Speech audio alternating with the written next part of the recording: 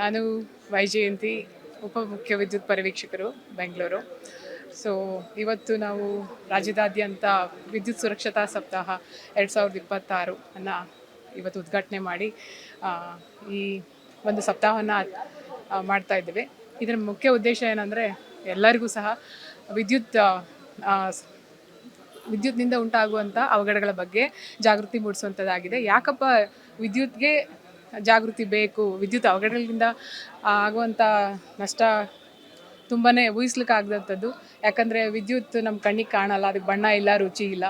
ಆದರೆ ಅದು ವಿದ್ಯುತ್ ರೂಲ್ಸ್ನ ಫಾಲೋ ಮಾಡುತ್ತೆ. ಬಟ್ ನಾವು ಮಾಡದೇ ಇದ್ದಾಗ ಅದು ನಮಗೆ ಒಂದು ಶಿಕ್ಷೆನ ನೀಡಿ ಶಿಕ್ಷೆಗೆ ಗುರಿಪಡಿಸುತ್ತೆ. ಸೊ ಆದ್ದರಿಂದ ವಿದ್ಯುತ್ನ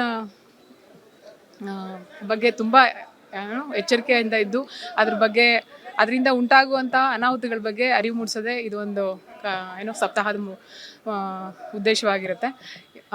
ಇದರಲ್ಲಿ ಯಾಕಂದರೆ ನಮ್ಮ ದೈನಂದಿನ ಜೀವನದಲ್ಲಿ ವಿದ್ಯುತ್ ಇಲ್ಲದೆ ಒಂದು ದಿನಾನೂ ಸಹ ನಾವು ಕಳೆಯೋದು ತುಂಬ ಕಷ್ಟ ಇದೆ.